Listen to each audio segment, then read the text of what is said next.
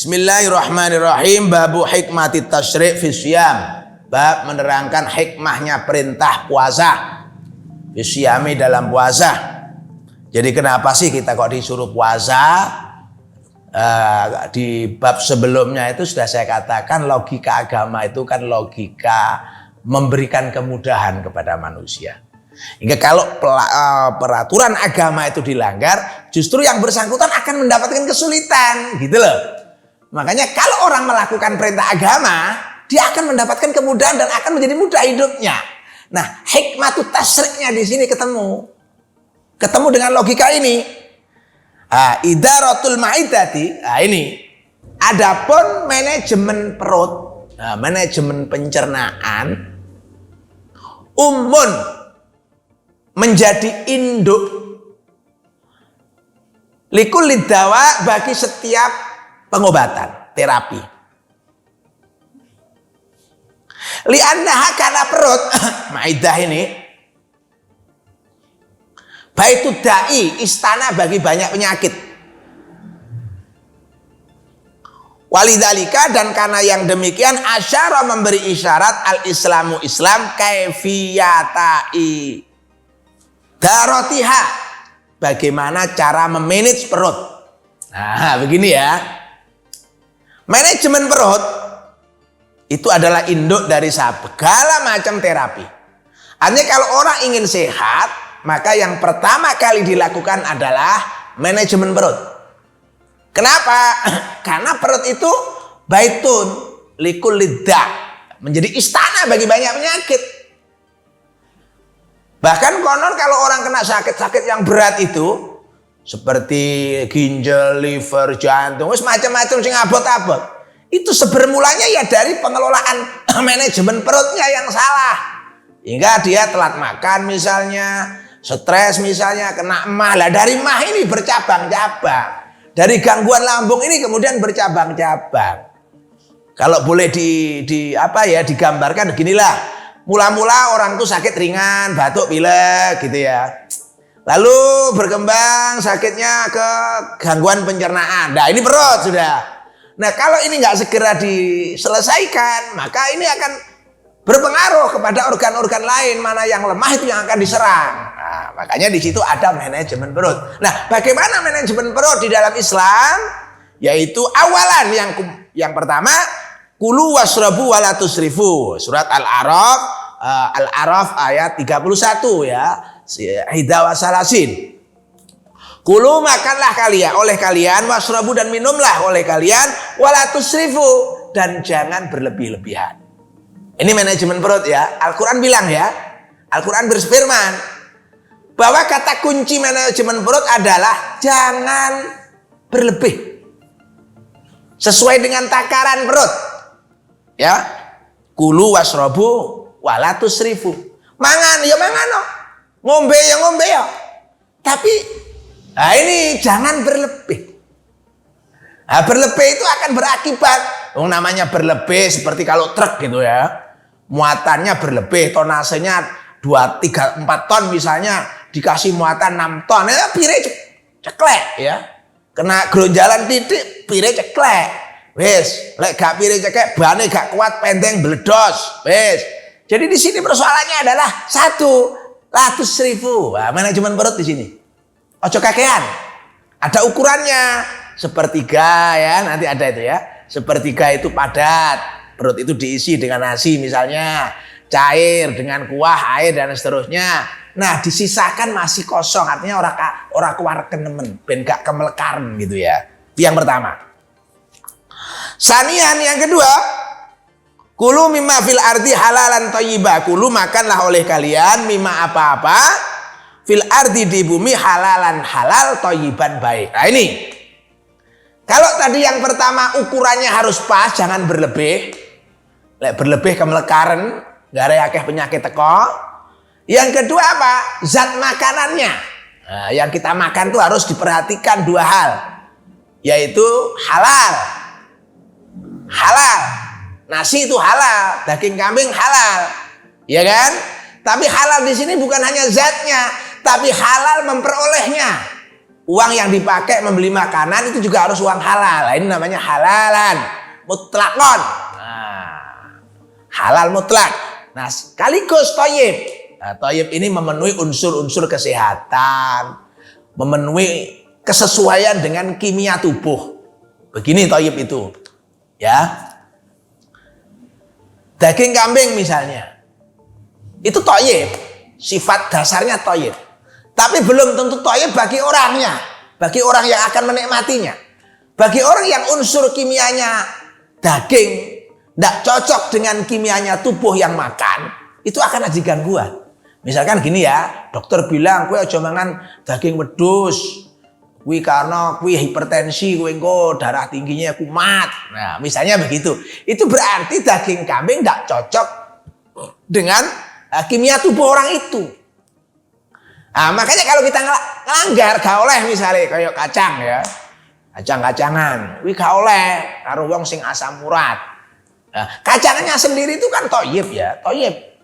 Tapi belum tentu kimia kacang itu cocok dengan kimia tubuh. Jadi tubuh ini kan pabrik kimia. Dan seluruh makanan itu direspon secara kimia oleh tubuh. Makanya ditanyakan dulu kepada tubuh kita, cocok enggak ini unsur kimianya di sana. Maka disebut halalan thayyiban. Nah, ini penting.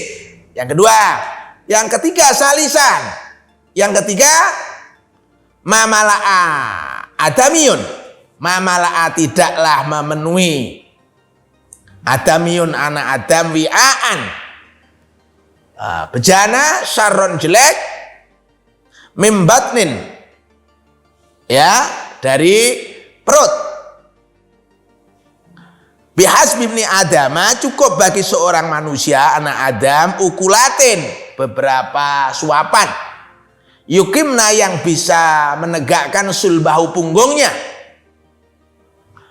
Faingkana, maka jikati ala mahalata, ya, diisi dengan komposisi fasulusun, ya, sepertiga lito'amihi untuk unsur makanan beratnya, wasulusun, dan sepertiganya itu lisyrabihi untuk makanan ringannya, untuk cairnya, wasulusun linafasi untuk apa, sepertiganya untuk ruangan udaranya. Nah, tadi kan di atas kan ada wala tusrifu, itu ya, jangan berlebih. Maka jangan lebih itu oleh Nabi diatur, bahwa kata Nabi tidaklah lebih ada yang lebih jelek dari seseorang itu kecuali memenuhi perutnya dengan sepenuh-penuh makanan. Wong lek sepanjen kewarken kuwi nggarai rusak nang awak gitu loh. Makanya diatur oleh Nabi, diatur sedemikian rupa, komposisi padatnya sepertiga, komposisi cairnya sepertiga, lalu disisakan dalam pencernaan itu ruangan untuk udara. Robian yang keempat, ya, fisyami di dalam puasa, ya hiya, ya robian hiya, yaitu al-maidah itu tadi,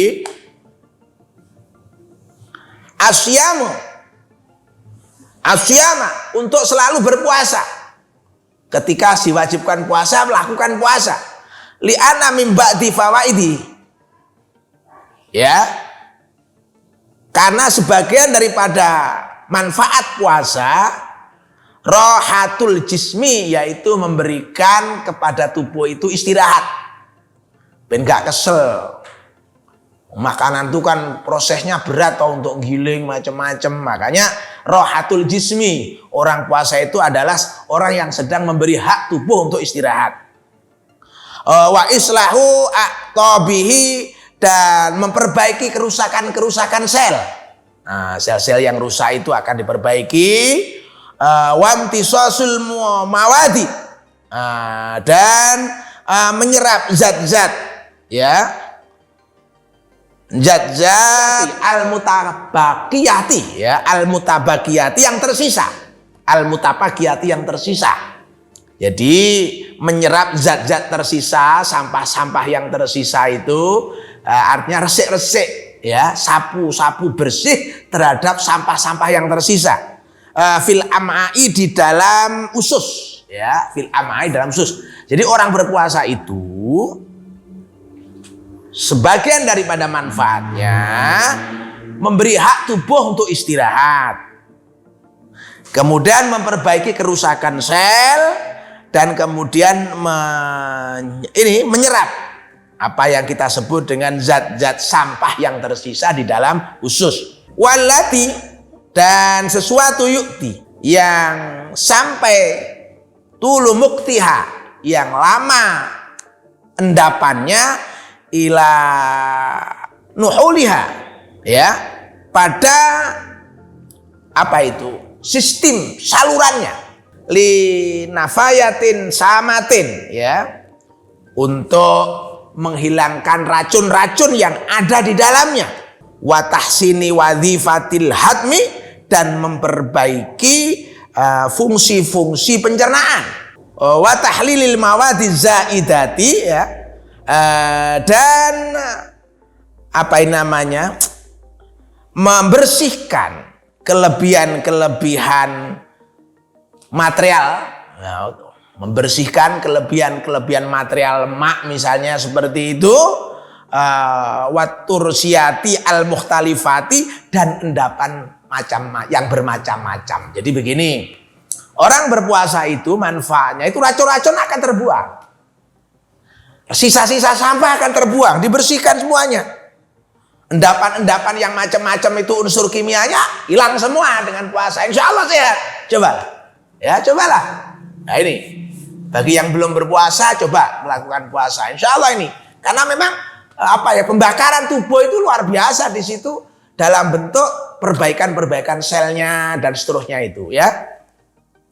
Fil waqi, dalam faktanya, asyamu puasa duna hajati asasiatin, ya, bukanlah hajat atau kebutuhan dasar lil insani fakot, lakinal kasir, tetapi banyak minal hayawani, dari beberapa hewan, tasumu, berpuasa.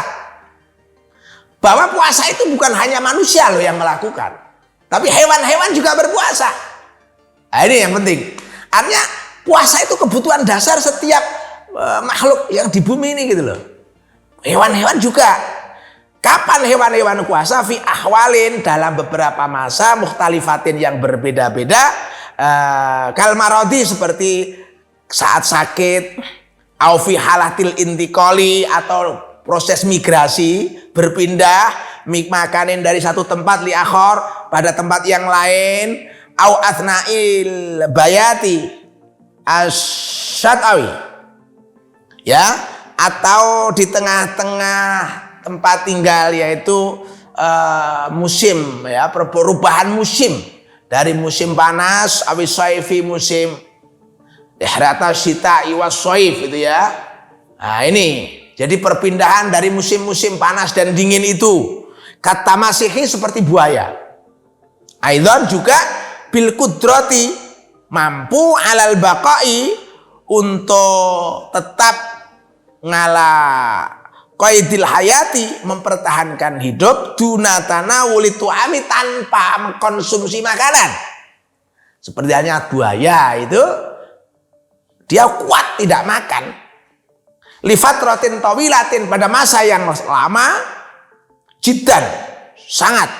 Yumkinu, ya, mungkin antaisha, hidup at-tamasihu, buaya, limuddati asyurin, liiddati asyurin, dalam masa beberapa bulan, biduni to'amin, tanpa makanan, hakadha, demikianlah saumul hayawani, puasanya hewan-hewan. Jadi begini, puasa itu bukan manusia saja loh ya, hewan-hewan juga puasa, termasuk buaya misalnya.